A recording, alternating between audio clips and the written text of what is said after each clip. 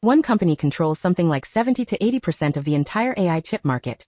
The closest thing this business has to a toll booth. And this weekend it started giving its best models away for free. That's not generosity.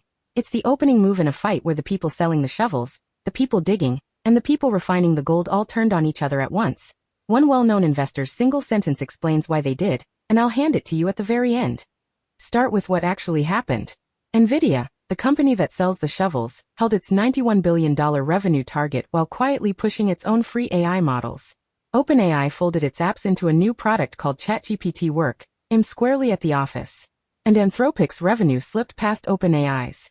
3 companies, 3 different floors of the same building, and every one of them stepped onto someone else's floor inside the same window.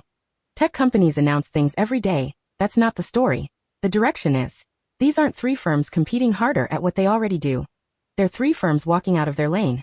The chip maker wants to sell models. The model makers want to sell hardware and software. Everybody is climbing into everybody else's business, all at the exact same moment. That timing is the part worth stopping on.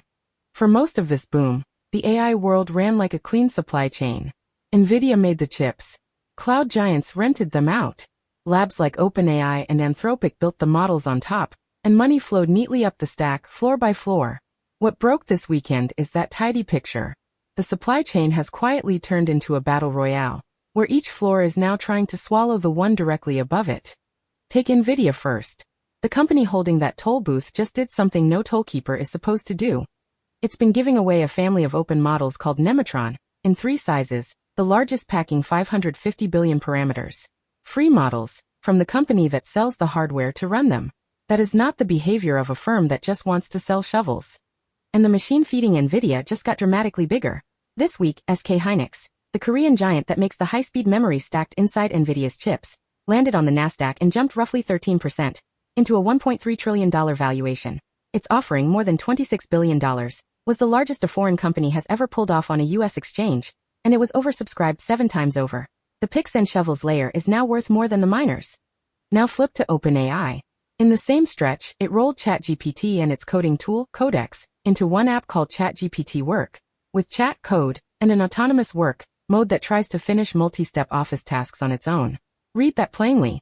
The company you still think of as a chatbot is walking straight into the market for the software people actually use to get their jobs done all day. And here's where it gets stranger. Anthropic, younger, quieter, famous mostly among engineers, has watched its annualized revenue run rate rocket past $30 billion, up from around $9 billion at the end of last year. The number of customers paying it over $1 million a year has doubled in under 2 months, past 1,000 of them. On revenue, the Quiet Lab has now edged ahead of OpenAI itself. So why would 3 companies lunge in 3 directions inside the same window? Follow the wires.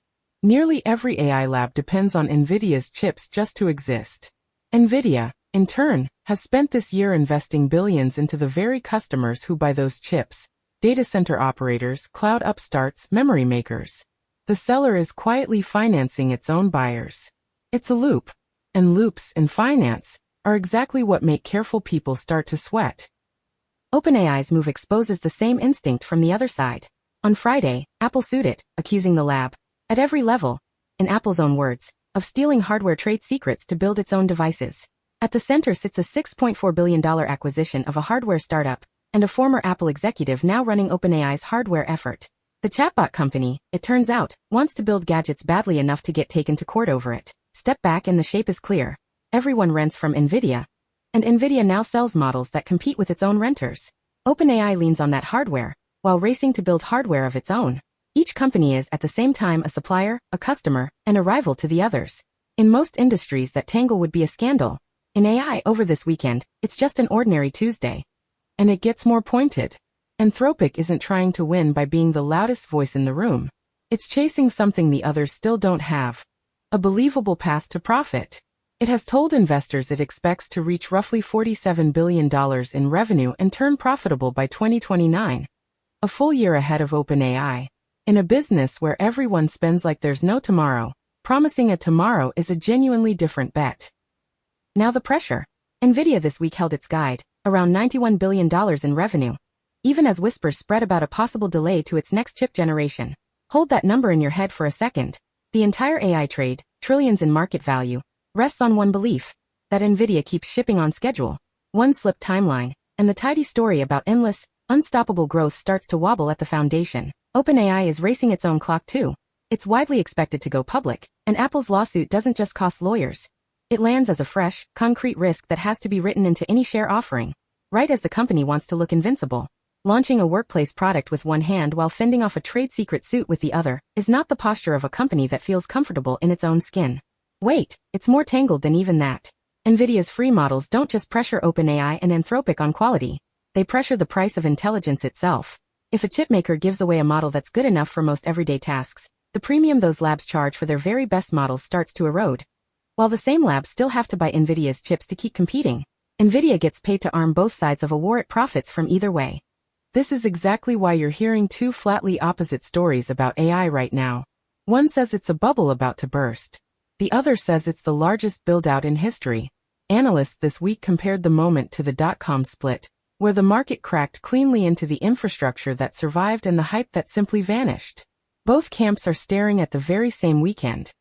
And uncomfortably, both of them are partly right. So what does all of this actually mean for you? First, the price of using AI is about to fall faster than anyone planned. When the company that sells the hardware starts giving models away, everyone above it is forced to cut. That means cheaper tools, more of them, arriving sooner. If you use these things for work or for a side project, the next year quietly tilts in your favor, whether or not you follow any of this drama.